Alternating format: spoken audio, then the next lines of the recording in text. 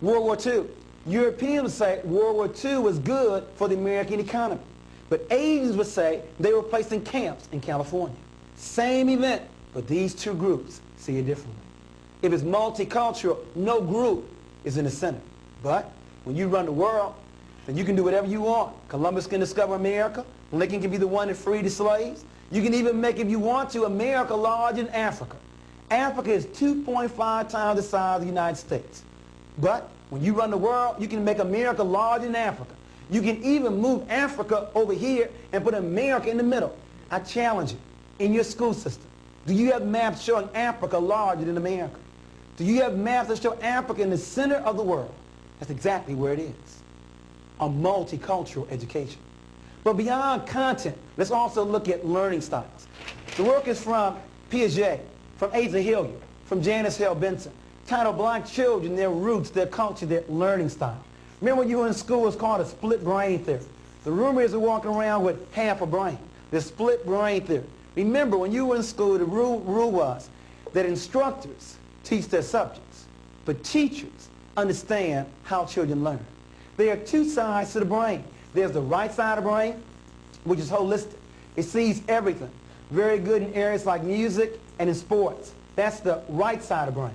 But you also have the left side of the brain, very analytical. It breaks things into parts. Very good in math and in science. Now, it has been said in some private academic circles that people of color are better on the right side of the brain, and the people that lack color are better on the left side of the brain. Now, my question to you, did God go to sleep with black folks on the left, but wake up on their right? Did God wake up with Europeans on their left, but go back to sleep on their right? And before you answer, please remember, 86% of the NBA, National Basketball Association, starters are black. But only 1% of the engineers in this country are black. And isn't it true that all black folks can dance? That we all got rhythm? Is it physical or is it cultural? Come on now.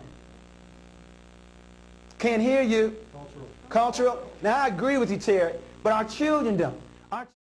Dr. Juwanza Kunjufu begins by challenging his audience to understand that people can witness the same event and interpret it in entirely different ways. He uses this insight to illustrate that multiculturalism, often touted as a national idea, is more myth than reality under a system structured by white supremacy. Kunjufu argues that the same institutions and individuals who praise multiculturalism frequently participate in the denigration of African people, their culture, and their land. This contradiction reveals that multiculturalism in America is rarely practiced with sincerity. It is within this dishonest framework, Kunjufu argues, that black boys must navigate schooling systems never designed with their empowerment in mind. Turning to the education system, Kunjufu indicts it for its ongoing and deliberate underdevelopment of black boys. He emphasizes that the learning styles of black boys are rarely considered, explored, or valued. While black boys do receive an education, they are seldom taught by educators whose intention is to empower them academically or culturally.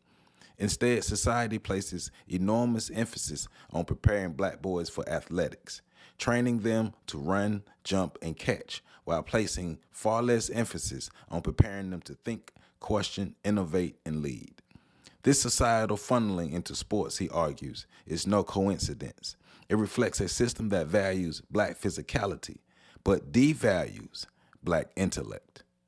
I could probably ask anyone in Cincinnati in terms of the youth to go one-on-one with any white boy on a basketball court, they'd have no problems. But we'll be scared stiff in the laboratory. I believe as you do. I believe it's culture.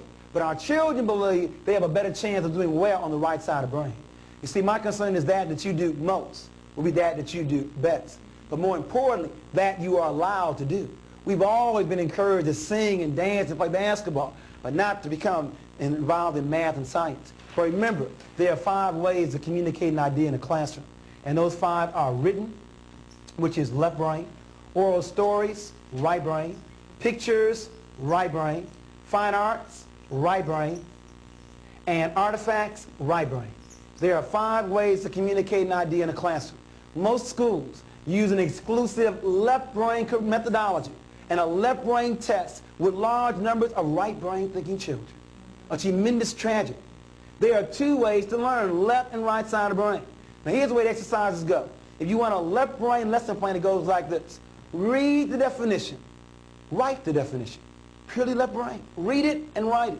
If you want to go from left, not to right, but left to whole brain, using both sides, read the definition and then draw what you think you just read. Then you'd have to integrate the left and right side of the brain. You know we have people in this room with BAs, MAs, and PhDs, still drawing with stick figures, still drawing like fourth graders.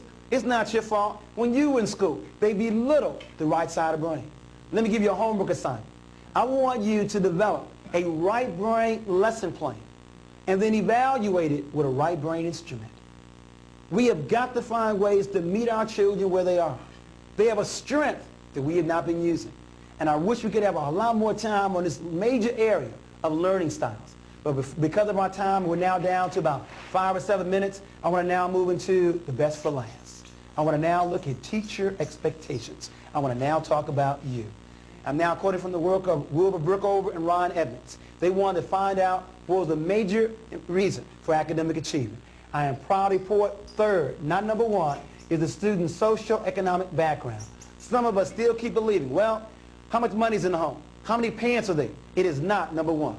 It is third on the list. The second is the school per pupil expenditure. Some of us still keep believing, well, what color is the school bus? How thick is the carpet? Well, that is also not number one. How much money is in the school or in the home has never been number one. Number one has never changed. Number one remains teacher expectations. Tuscaloosa, Alabama, 1920.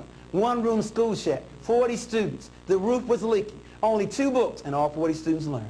Beyond Piaget, beyond Montessori, beyond Glasser, beyond Goodlad, education boils down to one word and one word only. Do you believe that our children can learn? That seems very simple. The key word is expectations. You know the program. It's called TESSA. Teacher expectation, student achievement.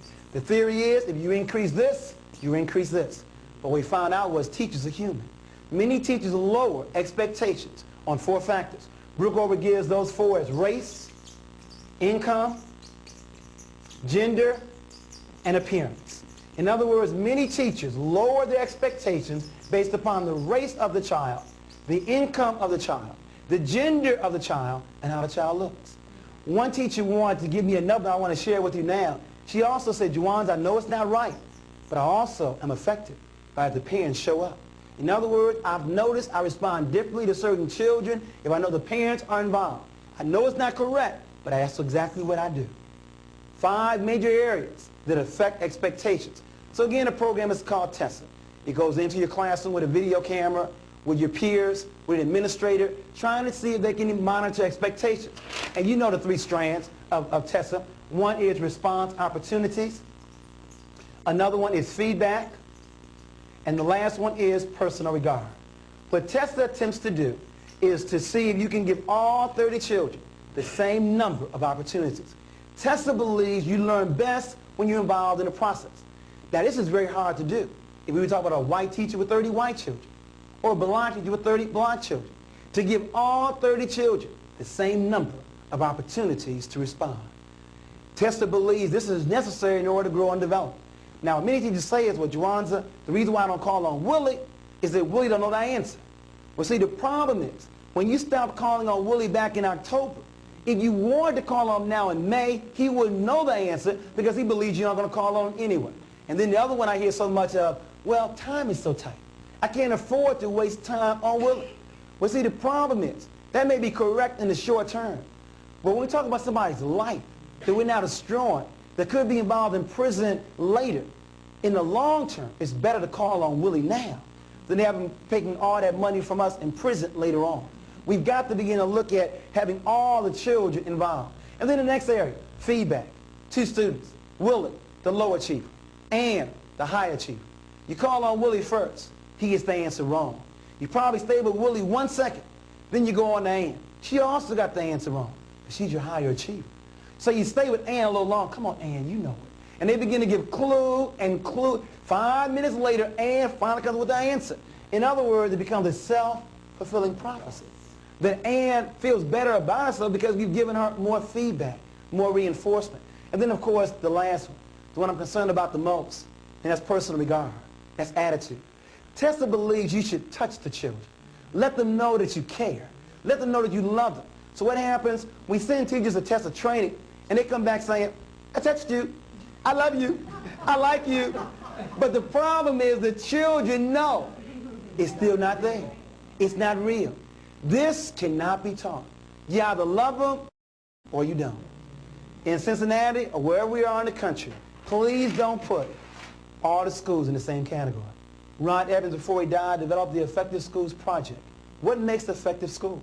There are three major factors. One, they have strong leadership. In other words, please don't think every school in Cincinnati or in Princeton County School District are in the same category. Because first of all, good principals spend very little time in their office.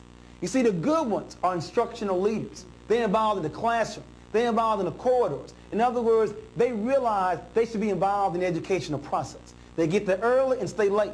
Paperwork done early. They get involved with the students throughout the day.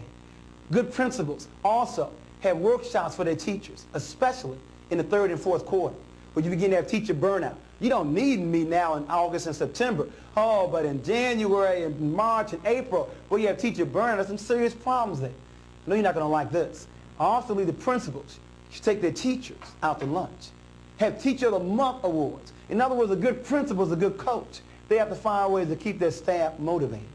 Good schools have strong leadership. Secondly, they have teachers, as I said earlier, who give high expectations. What am I getting at? It has been said that in low-achieving schools, the most negative room in the school is the teacher cafeteria. Because in that room, you hear comments like this: you can't help these children. These children can't learn. And you know what happens? For the new teacher just coming in, they get swayed the negative way. But you see, in a high-achieving school, the principal plants a spy in the teacher cafeteria. They want to know who's making those kind of comments. It's amazing. The good teachers in 201 and 206, you know what they tell me? They don't go to the teacher cafeteria. But the poor ones in 202 and 204, in there all day long. It's amazing how the negative forces do a much better job of organizing than the positive forces. And then the last factor, time on task. There are many schools giving children a lot more time on instruction than other schools. We have to work on these three areas: strong leadership, high expectations, and a lot more time on task. Closing point. There are three kinds of adults in our classrooms: instructors, teachers, and coaches. We have a lot more instructors than we do teachers. Let me define terms. An instructor means just that. I teach chemistry, teach geometry. I got mine, you get yours. And they mean that. They only deal with their subject matter. They don't deal with learning style. They don't deal with motivation, self-esteem. Not in that job description. I got mine, you get yours. Now you know what's sad? With a high dropout rate, we have a lot more instructors in the upper grades than we need to. Second group, they not only deal with subject matter, but they also deal with learning style. They realize that children have different learning style. You know what teachers do? They give right brain lesson plans as well. And they use right brain ways to evaluate learning. Not just a test, but hands-on learning activities. And then the last group, they not only deal with subject matter, not only deal with learning style, but they also deal with motivation. They also deal with self-esteem. What am I getting at? You see, a coach understands. Here's how instructors do it. Class, turn to page 10. Now the students probably turn the same level of enthusiasm you said turn to page 10. A coach realizes, I can't teach these children. They first of all don't believe I asked them to offer them. So a coach would close the book and begin to ask, what do your adults tell you? You know what I found out? They say two things. One, get a good education. And the second thing you tell me is to work hard. So then we ask the young people, what do you want to say? Well, get a good education for what? And work hard for who? Now these to me are two very good questions. If working hard was the solution, black people should be running the world. Do you know anybody who's worked harder than us? Our children are tired of being the employee. Quit telling them to get a good education, to get a good job. Teach them they can also be employer. But the real issue here, as our time begins to run down, a good education. They watch you with your good education. But many of us work a J-O-B. Now, if all the good education got you was a J-O-B that you don't like, that means you end up living for T-G-I-F, money. Now, if all you have to do is motivate them with some money, our children are sharp. There are other ways to make this besides a good education, with the four main sources being drugs, sports, music, and crime. You are not going to motivate black youth if all you have to offer them is money. Closing point, the issue is not money. The issue is talent. You didn't know? I'm at work right now. You see, if you have a job, you watch the clock all day long. But if you have a career, then you know where your talents are. And you love what you do so much, you'd be willing to do it for free. But because you do it so well, you get paid for it. Last question. I want all the instructors to raise their hands. I want all the teachers to raise their hands. I want all the coaches to raise their hands. Very good. Thank you very much. Give yourselves a strong round of applause. Dr. Kunjufu further explains that there are 5 ways to communicate an idea in the classroom. 1, written communication. 2, oral stories. 3, pictures. 4, fine arts. And 5, artifacts. Yet, the American school system overwhelmingly relies on written communication as the sole legitimate method of instruction. This narrow approach ignores the cultural and cognitive learning styles that many black boys naturally gravitate towards.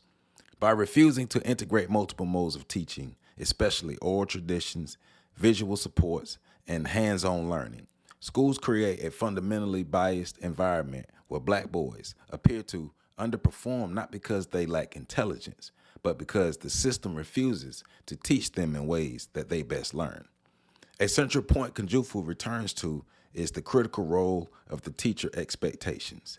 He insists that expectations are the most important ingredient in the teacher-student relationship. A motivated teacher with high expectations can bring out brilliance in any child. But a teacher who stereotypes, underestimates, and fears her students will unconsciously sabotage their academic outcomes. Kunjufu exposes how these expectations are shaped by the student's race, gender, socioeconomic status, and physical appearance. Black boys, particularly those from working class backgrounds, are often perceived as less capable before they ever speak or write a word. Finally, Kunjufu highlights a rarely discussed dynamic. Parental involvement profoundly shapes how teachers treat children. Students with highly engaged parents, especially parents who visit the school, communicate with teachers, and monitor progress, are treated more respectfully and given more academic support.